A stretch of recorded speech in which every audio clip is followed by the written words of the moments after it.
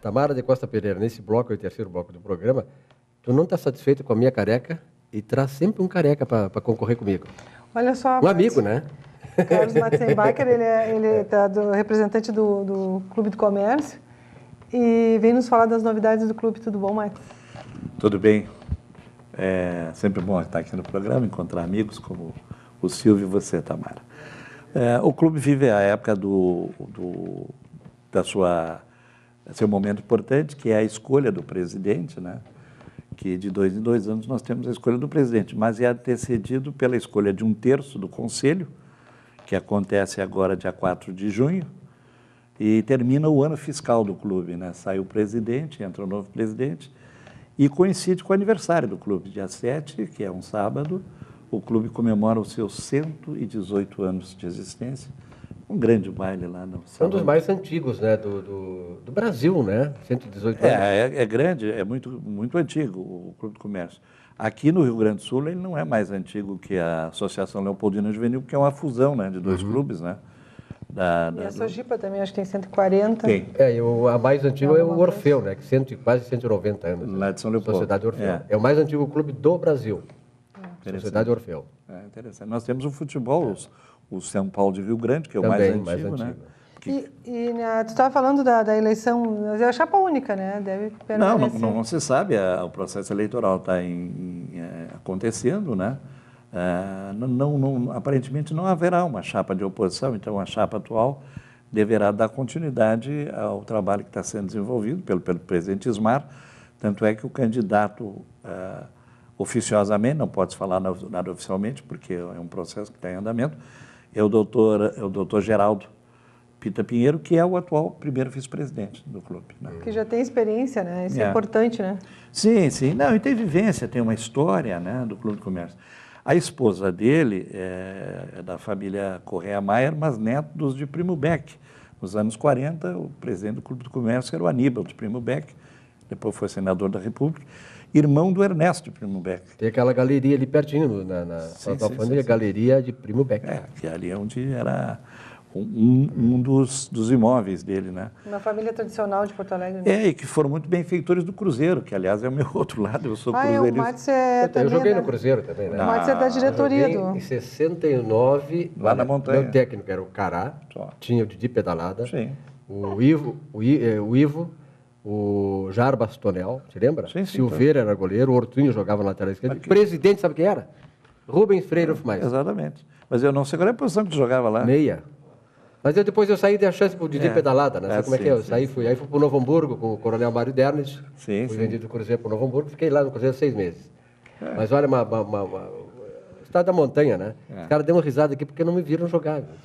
Ou porque viram, né? Não, porque viram. Então eu estou com saudades da minha atuação. Tu sabe, Silvio, que eu sou um biógrafo do Cruzeiro e um biógrafo do Clube do Comércio. Estou fazendo aquele trabalho que a gente faz para não terminar, né? Para não perder o prazer de descobrindo coisas e fazendo, né? Então eu estou trabalhando com documentos, é impressionante como com o tempo essas coisas se perdem. O Cruzeiro, porque vendeu o Estado da Montanha e ficou sem campo, e foi para lá, foi para cá, as coisas iam se perdendo, levavam para um ambiente, se perdia tudo.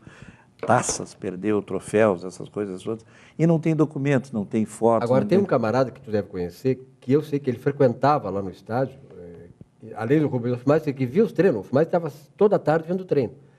Era o Aragão. Te lembra do Aragão? Luiz Carlos Aragão. Luiz Carlos Aragão. Era diretor da Caixa Federal naquela época, foi meu professor depois que eu saí do futebol no Colégio Portales Alves, dava contabilidade, se ele está assistindo o programa, professor Luiz Carlos Aragão. Ele vai ver o programa que eu vou dizer para ele ver. Agora, grande abraço para ele. O Silvio, o Aragão, hoje é o nosso decano lá no Cruzeiro. Ele tem 84 anos. 84 anos. Ele participa. No sábado, eu passei na casa dele, ele mora aqui perto do Beira-Rio, e levei ele para ver o jogo do Juvenis do Cruzeiro, ele foi comigo lá. E nós estamos com um movimento, viu, Aragão, para colocar o Aragão como patrono do Cruzeiro, pela sua história. Muito justo, é verdade. Justo e merecido, né? Maravilhosa no Cruzeiro. O Aragão foi o superintendente da Caixa aqui no Rio Grande do Sul, foi presidente do Cruzeiro e é um abnegado e dedicado cruzeirista. É um dos 18, aqueles remanescentes. Somos nós poucos. Marques fala sobre vários assuntos. Outro assunto que também ele domina é automobilismo. Eu no jornalismo, eu me dediquei muito tempo ao jornalismo automobilismo.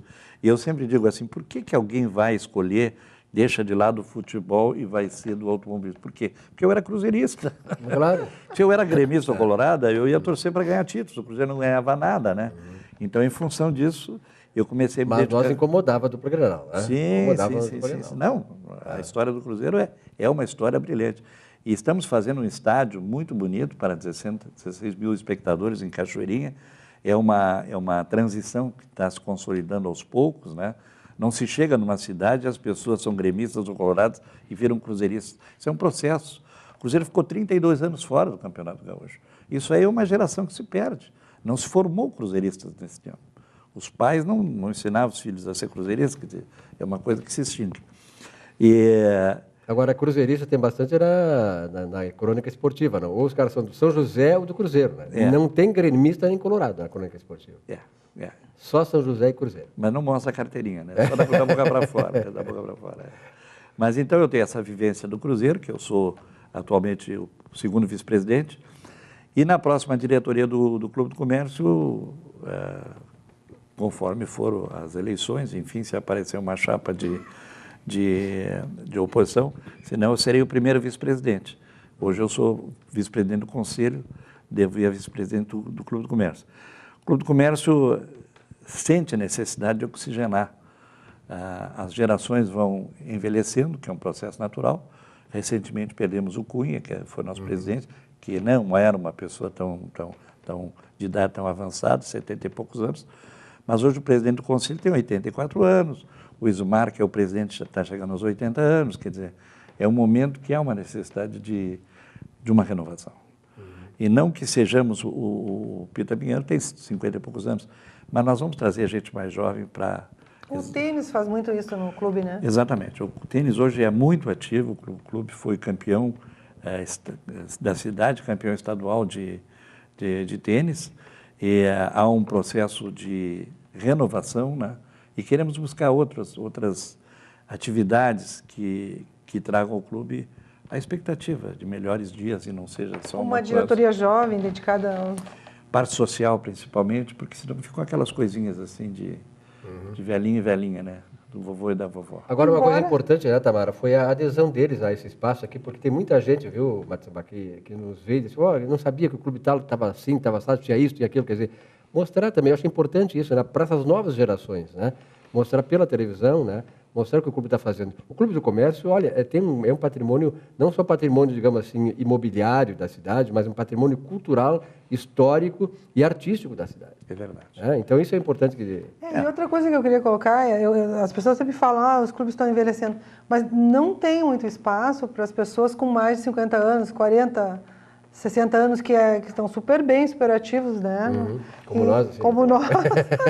E não se vê espaço, porque as pessoas vão dançar, vão jantar com tranquilidade, onde tem um estacionamento, onde tem uma boa gastronomia, onde tem uma boa música, e os clubes têm esse espaço. E essa é a população que mais cresce, pelo menos, é o que se tem... Esperamos vocês lá no dia 7, que já trago o convite. Está confirmado. A presença de vocês dois lá.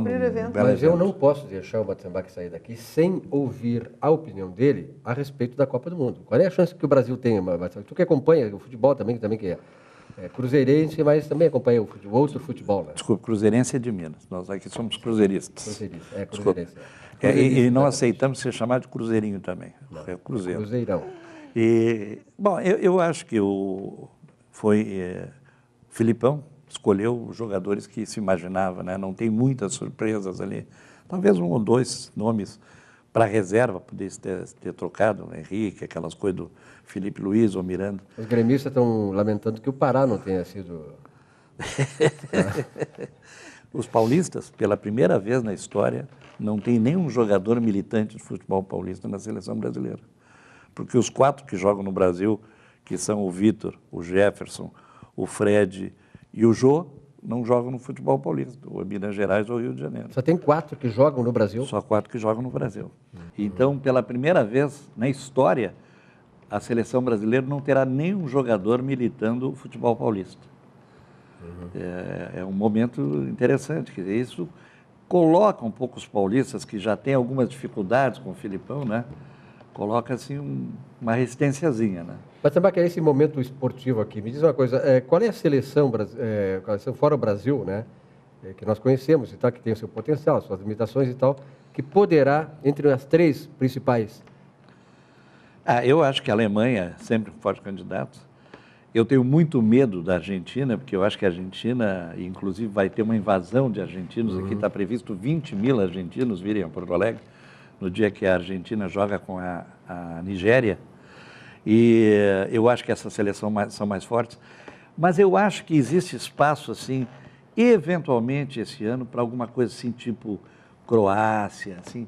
Eu acho que pode vir uma seleção que surpreenda, uma coisa diferente, né? A Inglaterra, de repente, seleções que não estão muito faladas, não estão muito cotadas, que elas podem surpreender. Eu acho que vai haver uma grande politização da seleção, né? Acho que quem não está satisfeito com a segurança, com a saúde e algumas coisas do Brasil, não vai gostar, assim, que seja usada uma eventual vitória da Copa como uma bandeira vitoriosa do Brasil. Acho que o Brasil tem problemas grandes a resolver e não será através da Copa. A Copa poderá dissimular isso aí, e isso será uma pena. Então tá, né, Tamara? Acho uma bela entrevista com o nosso Matsambaca. Sempre é bom, né? Sempre é bom conversar com ele, né?